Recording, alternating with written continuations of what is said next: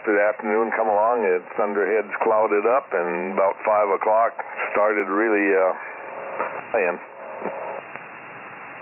We're forecast to do that for the next couple days, I guess.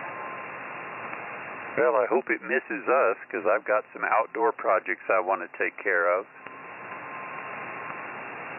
Yeah, I hope it does, too. Oh, look at that. Now we've got decent signal. Yeah, you came way up.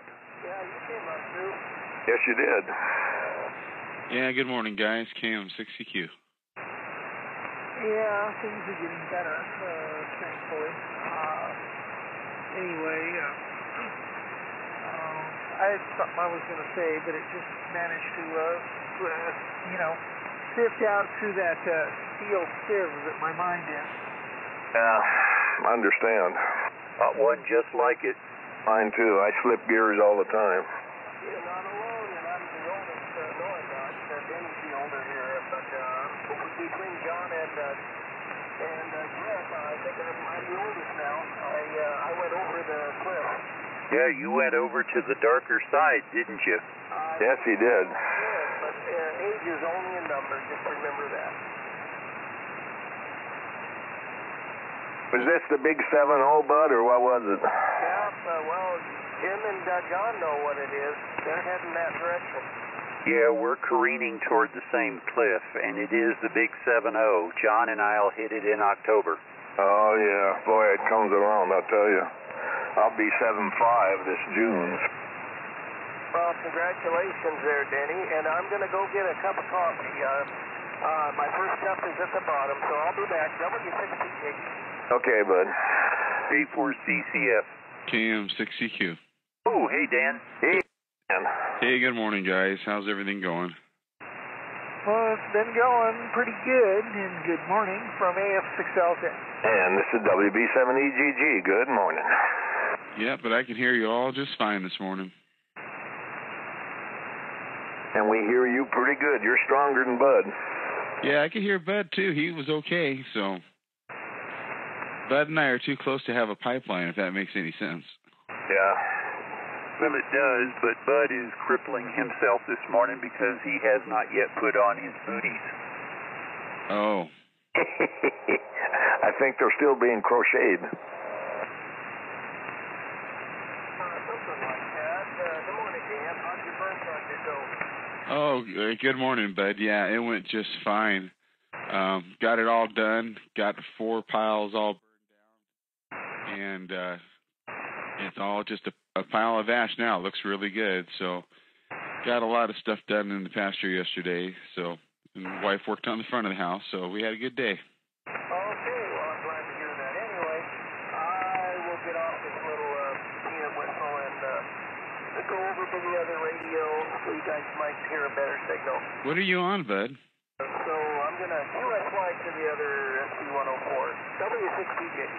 What are you on, Bud? I'm on Kenworth TS680, an old radio I bought years ago in the 80s, developed some problems, and decided to spend my birthday going through it, which I did, so I got it back on the air.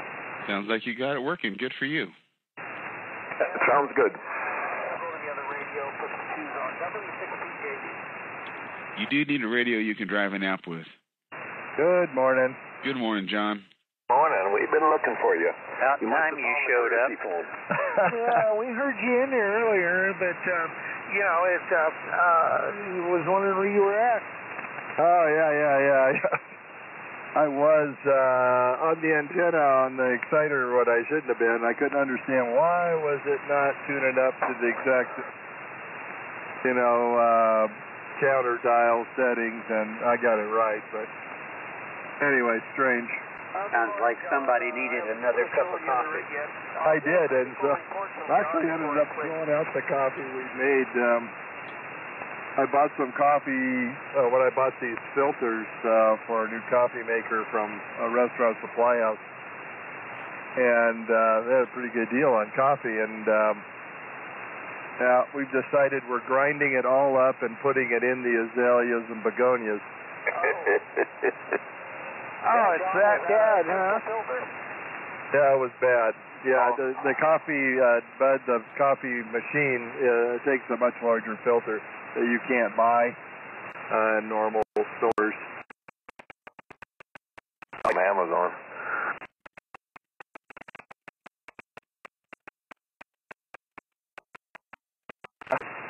I thought it was by a small amount, but I got 1,000 filters for $8 or something. Yeah, it's amazing, isn't it? Yeah. Wow, that's cheap for those urn-sized filters. Yeah, not bad. Yeah, that was a great price, and so I found this coffee. It is supposed to be good coffee, of course, whole bean coffee, and then I got a burr grinder, and I thought, oh, we'll do it right, and it just came out weak, and I think that the beans are old.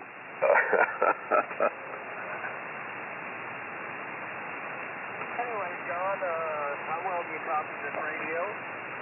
Oh, I hear you fine, Bud. You're not real strong. I think you said you were on the 680.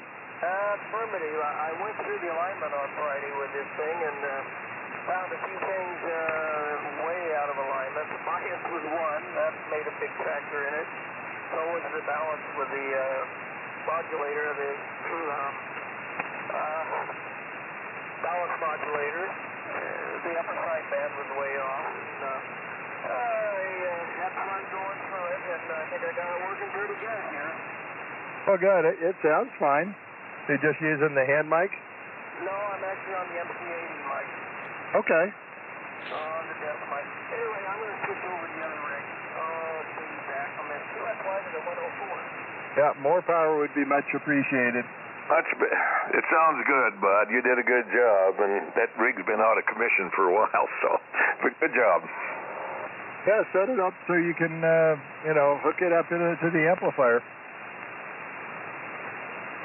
Easy to do, 1 amp for all the radios. Yeah, that's what I do, except for the ones that have their own.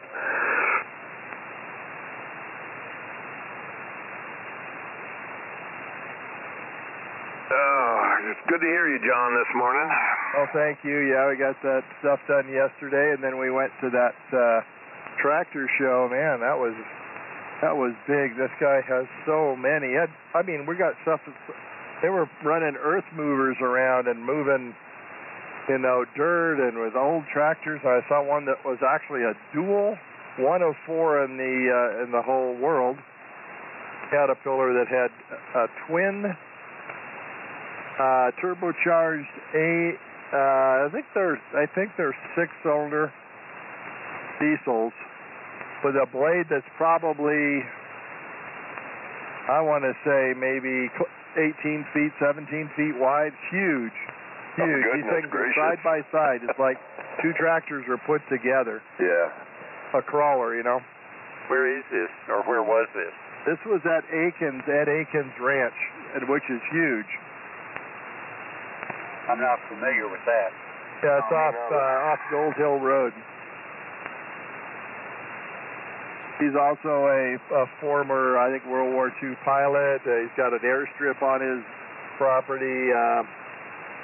Some of the property was actually purchased by his great-great-grandfather in the 1830s. Golly. Oh, very cool.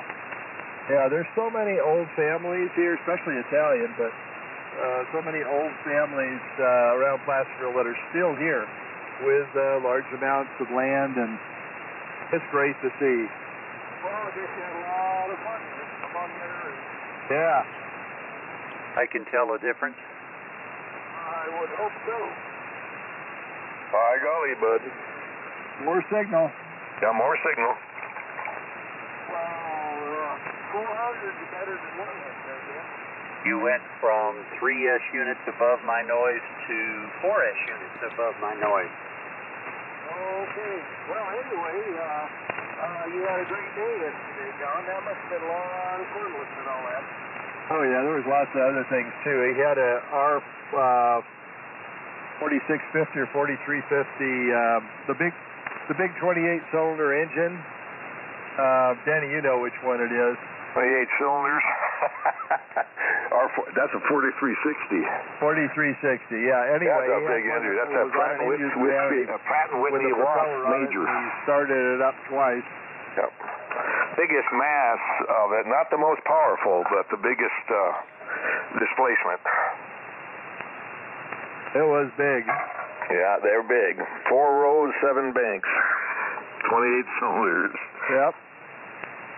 All snaked around to one exhaust port. Did that go back through a supercharger? Yes. Well, it depends on what version of the engine.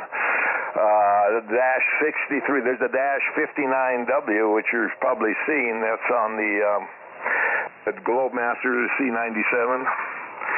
I mean, not the Globemaster, whatever they call it, Stratotanker or KC97. And then there's the Dash 63A power pack that's used to be on the C124 Globemaster, the big fat Albert, that's one that had the tunnels out in the wings. You used to go out there and work on the engine. Okay, well, I got a question, though. On the engine, all of the exhausts feed together, all 28 cylinders, and exit a port that's probably, I don't know, at least 8 inches in diameter. Or it can be forced through a larger port, which looks like, I don't know, was a turbocharger or a supercharger? What was that? The engine has internal superchargers, plus that's a turbo supercharger on the outside. Yeah, and then it feeds through 2 large intake ports into what looks like a carburetor assembly, but it comes in through 2 aluminum intake ports. They're probably each 8 or 10 inches in diameter. Yeah, it's probably for the turbo. I'd have to be there with you and looking at it to see. But, yeah, I remember the 59W. They had a big chin scoop on it. Yes, it has a chin scoop.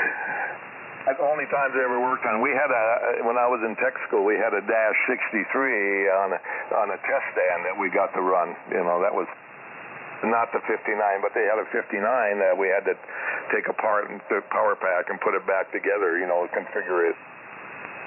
Yeah, what a mess. This was on a test stand, you know, a military that was years ago, though. Then it had a giant chain that went out to a tree. I wonder what he was doing with the darn thing. Well, he loves airplanes, too. It's not only does he have probably over 4360, that's property and bits and pieces of everything from excavators, you name it. Yeah. Interesting.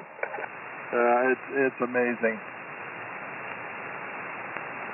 Yeah, the most powerful engine was the R3350, and that's the one that was on the B-29 and the Constellation.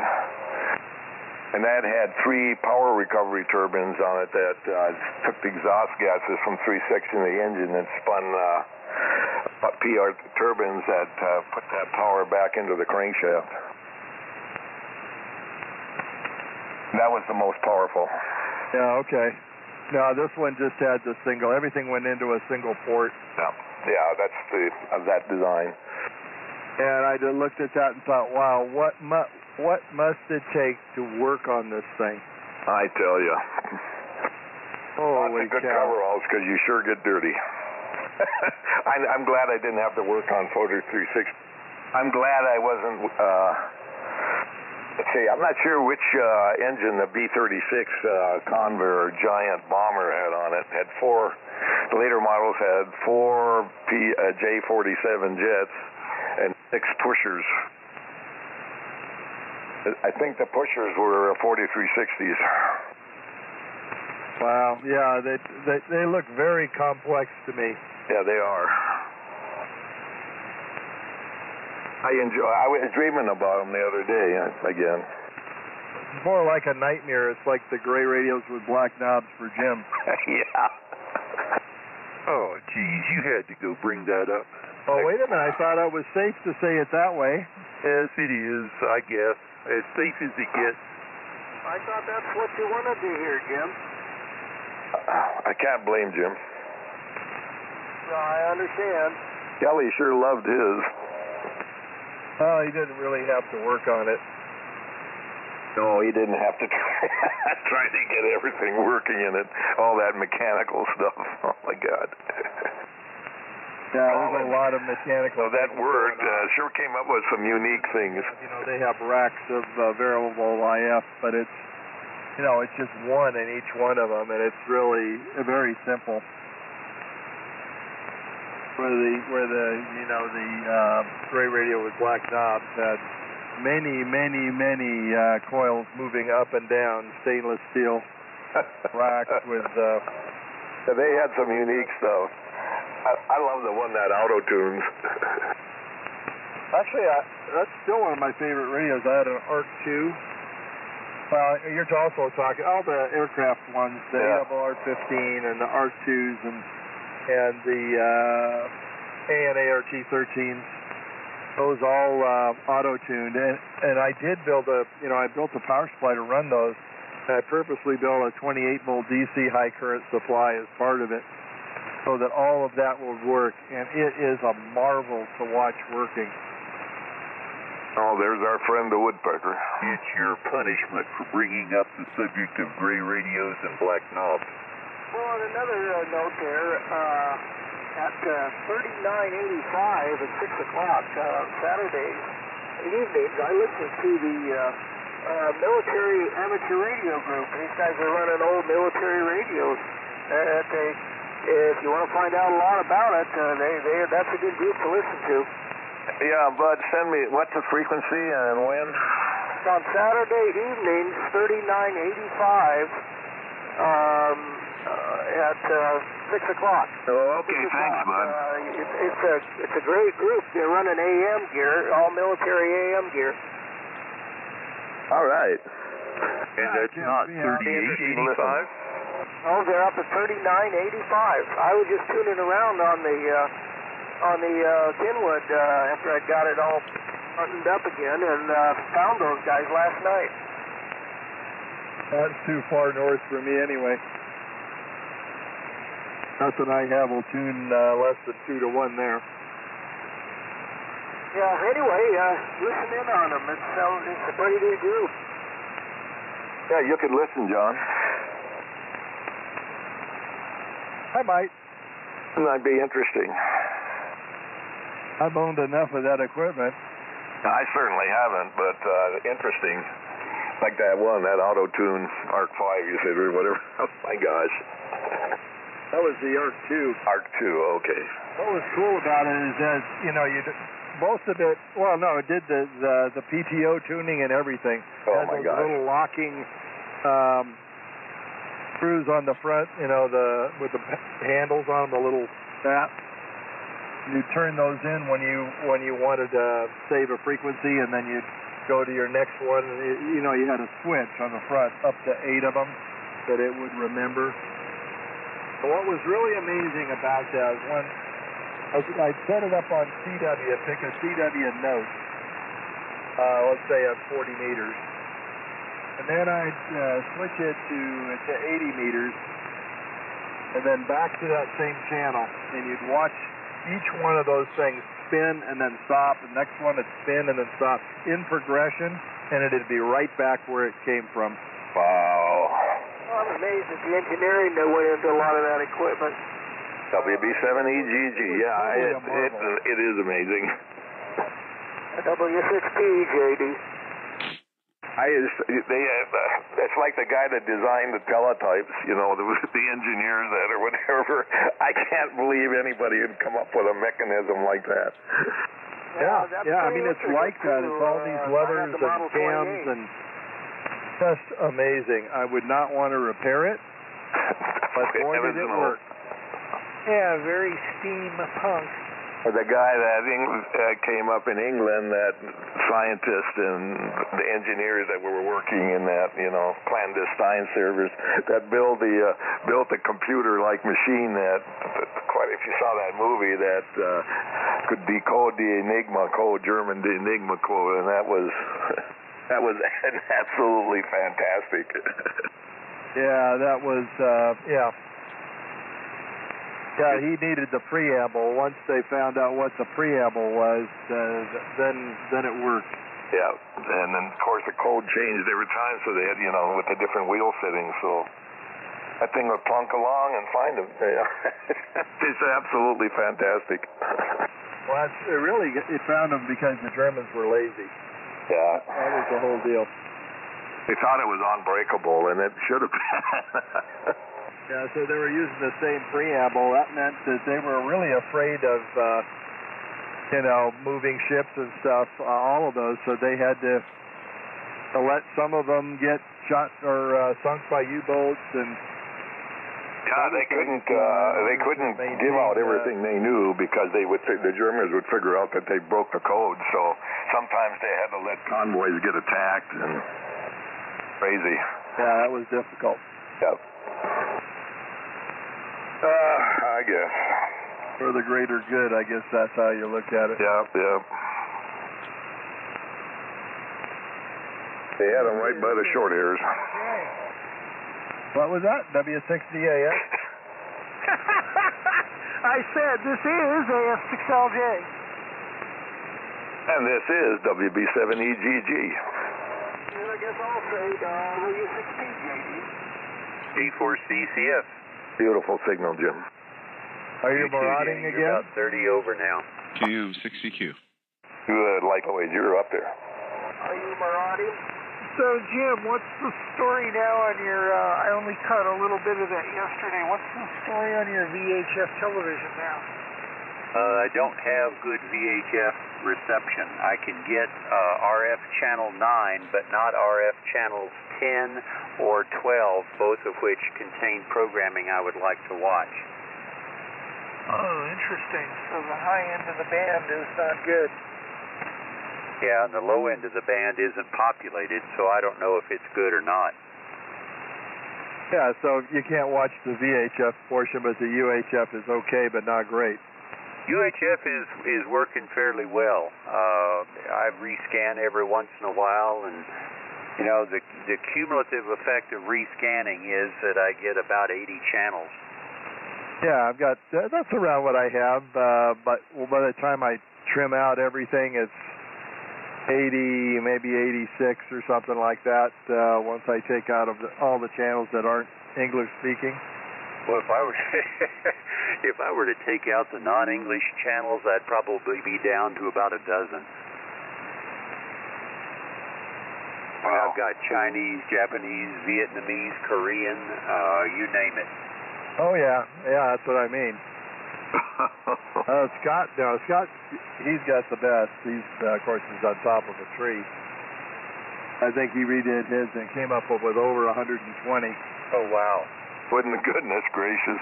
Yeah, he can move his, so I think he can move his up and point it toward Reading and see that stuff too. What does he use for feed line? You know, it's larger, 75, might be RG11 or equivalent, something like that. Okay, what do you use for feed line, John? You've got your antennas spread apart a pretty good distance. How do you prevent loss? Actually, I'm using, the preamps are at the antennas, so they're gonna amplify the signal before loss is introduced. So yeah, it's RG6 messenger cable that flies, the stuff that's going between the houses and between the antennas. The messenger has the built-in stainless or steel cable for supporting it, but it's basically RG6 double shielded. So you've got mast-mounted amplifiers at each antenna, and then you combine the amplified signals, right?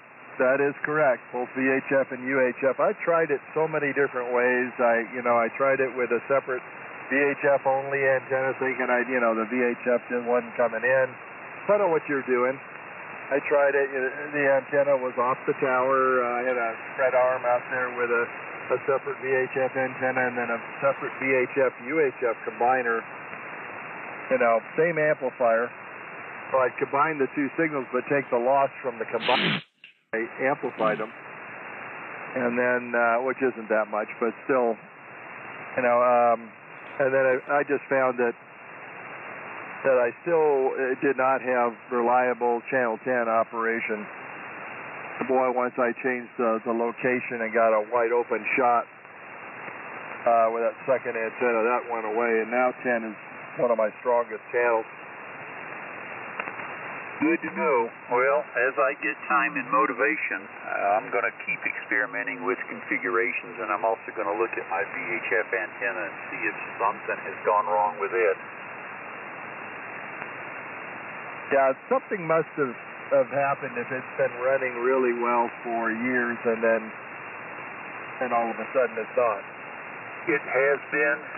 10 was a solid station, and just over the last few months, I've just noticed, more and more difficulty getting solid Channel 10 reception, and now it's just gone completely. I wonder if something happened to the preamplifier. Bill, I don't know. It seems to work. I mean, varying the gain, I can have some effect on, what stations I can pull in, at the fringe stations. And varying the gain was the secret to, getting rid of some of the TVI. So I would assume the preamp's working. Yeah, but, like the one that I use, it actually has two separate sections for VHF and UHF with separate amplifiers. Oh. And it's combined within it. If you read the stuff about it, you'll see. Well, I bookmarked that, so I'll need to go back and reread it, John. So it could have an issue with that. And it doesn't, there isn't any TVI. And I wonder now that you've eliminated your interference, did you go back and increase the gain again? I have, but I haven't been able to, run up the gain and then see if there's a gain setting above which I start having interference again. That's an experiment that I need to do, just haven't done it yet. Yeah, okay. I thought was interesting, Scott gave me that website, the TV Pool. I looked it up, and it looked like there was quite a few channels I could get here, but of course I don't have any antennas or anything for it. So, but that was amazed. Yeah, that's a good one. That you could look that up and then see what the signal level should be based on your GPS coordinates, heights above ground, all that. Yeah. What's the web page? Oh, TV Fool. I think it's FOOL.com, I think. Okay, that sounds easy enough to remember. Yeah, it's interesting. I was amazed. I didn't think it gave you anything here, but it said you can get quite a few. FCC used to have a good propagation estimator, but the last few times I've tried to get to that page, it's been foobar, so I'd love to have a replacement. Take a look at that, Jim. Easy enough. Thank you. I will. Well, you have a different view than I do, because I don't think I've ever gotten the Salinas channels other than just sporadically. Channel 8 used to be a good fallback for whenever we would have trouble getting either NBC or ABC, because 8.1 is NBC, 8.2 is ABC. Great fallback channel. I think Scott gets those straight, but my view is, well, with the fixed antenna, this does not cover that. Wow, Salinas. I get, fortunately, I line up almost perfectly between Walnut Grove and Mount Sutro. So I get all of those, and I get that other one, San Mateo. Oh, wow. As well as Santa Rosa, and which it has nothing I want to watch anymore, but. And there's a lot of channels in the 50. I don't know if you looked, some PBSs in the 54 range now. Yeah, I can get that. I can get that fairly reliably, but it mostly just duplicates channel 9. It does, and then there's a whole series of 8.5, 8.8, that stuff. Yeah, so far has proven to be worthless. Well, I find myself watching when I get my workout is 10.4. I really like the Quest channel. We were, just before we lost Channel 10, we were starting to see the Quest channel, and didn't really get hooked on it because we lost Channel 10 shortly thereafter. Yeah, it's got stuff from the History Channel, so you've got Discovery, so you got modern marvels and how is it made or whatever it is. There's a whole bunch of things on there that are interesting. I love that program, how it's made. Yep. I hope you get it back so you can see that. Well, so do I. Of all the what am I trying to say? Of all the local channels, I prefer Channel 10's morning programming to the others. 30 over, Jim. Well, you're up there too, Denny. Yeah, and John, you're about 20 over. Okay, well, I'm doing all I can here, I think. Over I know. 1,000. Yeah, signals are good this morning. Yes, they are. You're good, John. You're good, Dan. Yeah, you're way up there, Denny. Wow. That's a good signal, Jim. Oh, you've come up too, bud. You're 5 over now. Oh, you're wow. What are you marauding today? Yeah, I had Maraudus interrupt us yesterday, so I needed to restart the rig and complete the QSO with it. Yeah, Roger. Anyway, on signal syncs, after I did the alignment with the signal generator, by the way, John, mine's the 288X Hickok signal generator. After I did that, I got this bright idea that why not just put the SB-104 into a dummy load and check the signal report on the parent to the Kenwood, and I'll be darned when I put this SB-104 just on the 1 watt mode, just low power, brought it up to S9 on the 897, and then compared the same signal report on the antenna to the 680. Right on S9, so it's pretty accurate compared to the ASU. Yeah, all you need to do is set it to minus 73 dBm,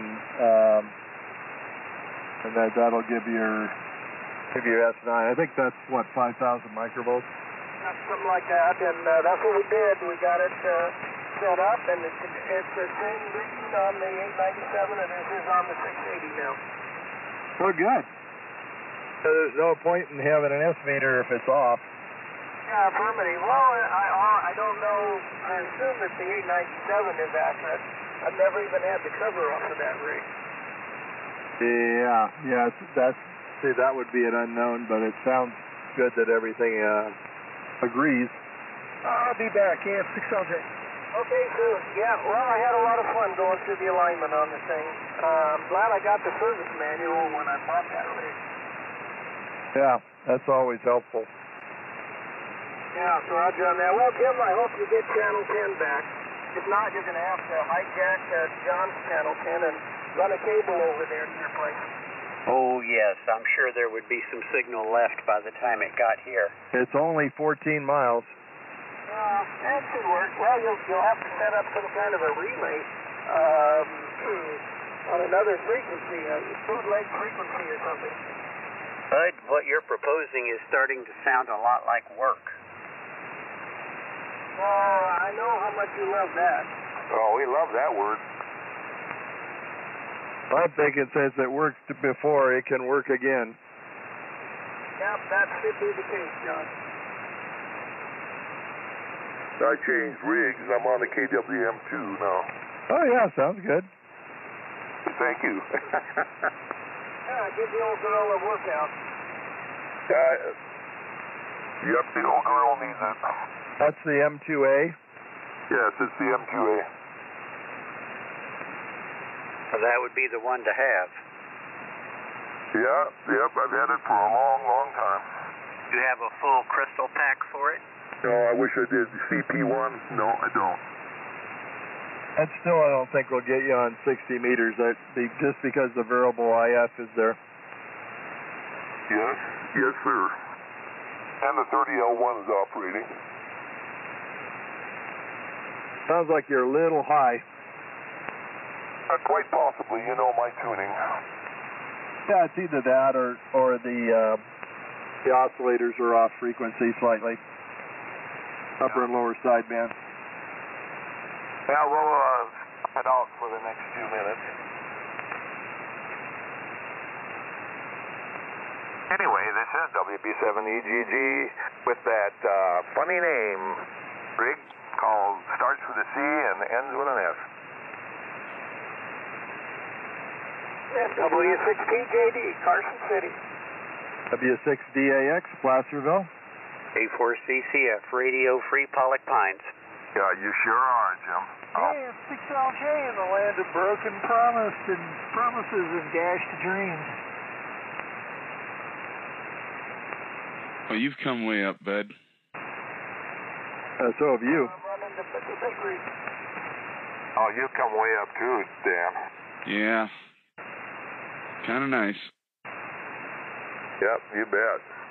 So, what time did you quit burning yesterday? Oh, I think I was done by 11 o'clock, bud. And then I sat out and watched it for a while and just... You worked at least till 1 or 2 when the wind came up. Oh, yeah, I was well done before then. Oh, that's a good job. How did you get it? What was that, John? I said, how did you get it all started? With a Bic lighter.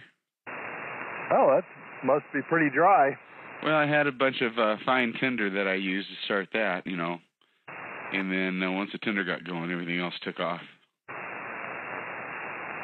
Or well tindered. Well, there's a lot of dry stuff around here.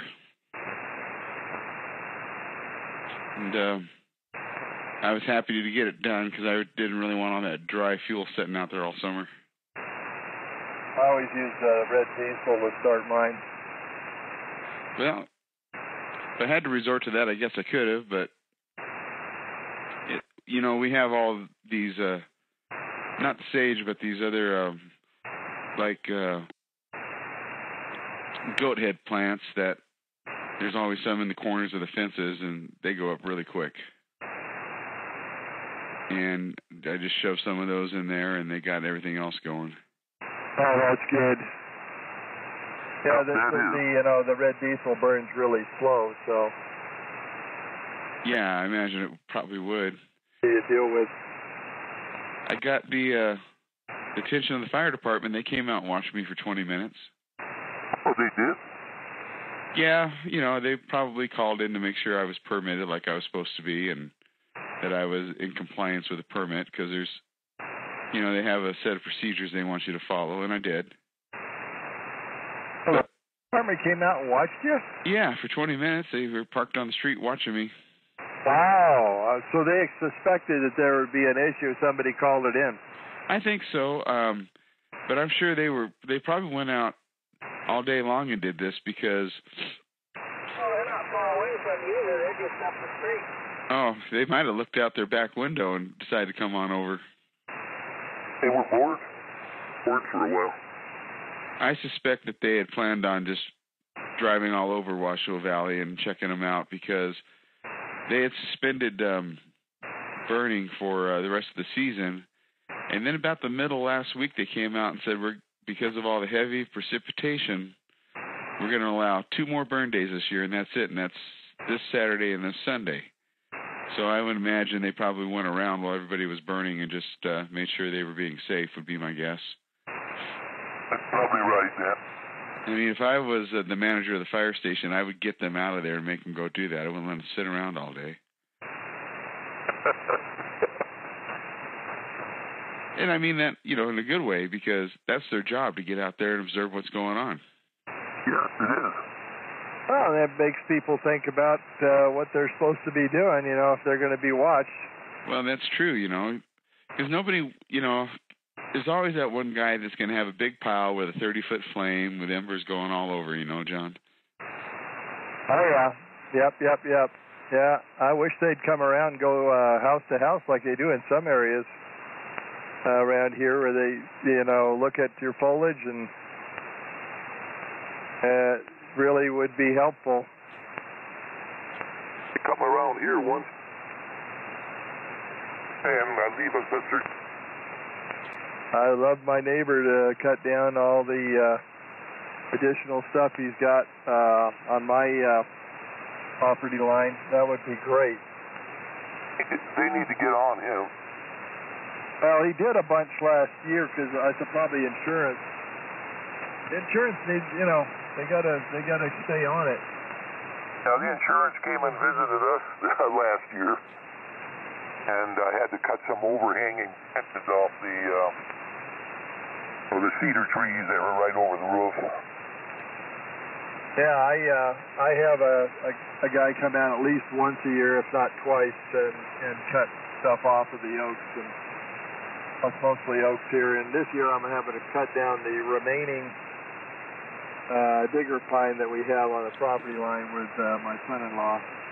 Get that out of here. That's for sure. That's a worthless tree. It is. I lived in Shingle Springs. We had two of them taken. One was leaning right over the roof of the house garage. Yeah, they are a worthless tree. Termites love them. We don't have any up here, but when we go down towards Renning, when you get to a certain elevation, there they are. What kind of tree is that? A digger pine. Digger pine, you know, it's a spindly looking pine that can grow 100 feet. Yeah, it's yellow rooted, they blow over. Drop these poles that look like medieval weapons. Oh.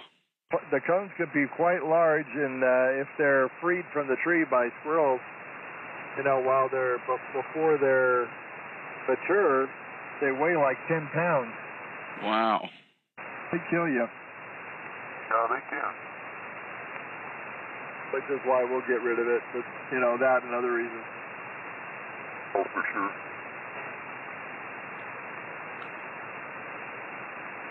They are nasty.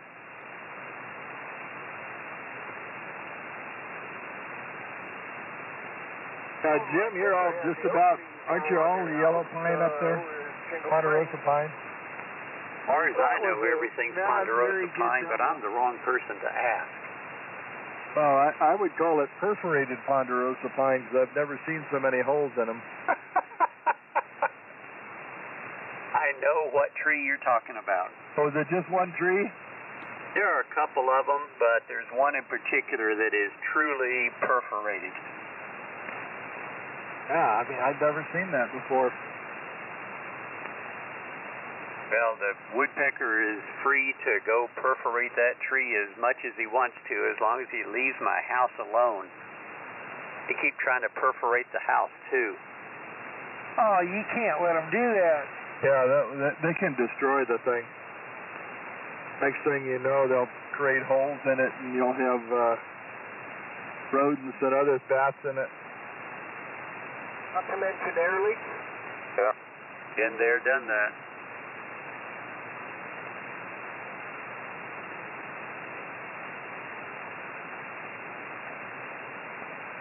Well, folks, I need to get out of here. I got someplace I have to be in about 2.5 hours. So, on that note, you all take care, and we'll see you all next weekend. I should be here. If 6 out, oh, and yeah, there's a holiday, Memorial Day next Monday, too. So, on that note, AF6LJ, and I'm signing. All right, Sue, 73s. Does that mean that Indy 500 is next weekend? Yeah. Okay. I think I'm going to watch it. It's going to supposedly be Danica Patrick's last race. That's what I'm hearing. Has she qualified? I don't know. I haven't been following the news. I've actually been kind of under a self-imposed news blackout. Well, the Indy qualifying is on ABC, which is unfortunately the channel we don't get, so I'm in the dark. Anyway, 73, Sue. All righty, take care. Yeah, okay. Yeah, 73 too, and it's time for me to go too. I'm sorry to say it's been fun this morning. So. 73's one and all, WP7EG came out Shasta, and it's sure enjoyable this morning. Y'all take care. Maybe we'll get on Wednesday night. We'll see what happens. I never know for sure. Have a good one. 73, Danny, and I'm going to get my day going too. So, hey, 73. W6TJD. Kenny, just FYI, something has happened to your audio. Yeah, it got distorted.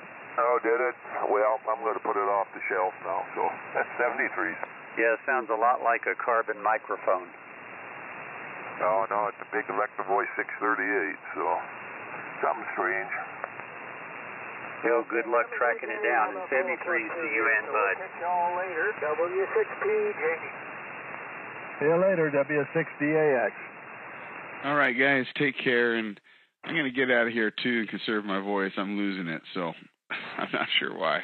But I'll look for you guys on Wednesday night. Great talking to you guys today. 7-3, KM60Q. Okay, Dan. Boy, you have a good day, too. Glad everything went well yesterday. Might as well bail also. My stomach is telling me it's time for breakfast. Okay. All right, I guess I'm out of here, too. 7-3's all. W6DAX. D4CCF, 73's one and all.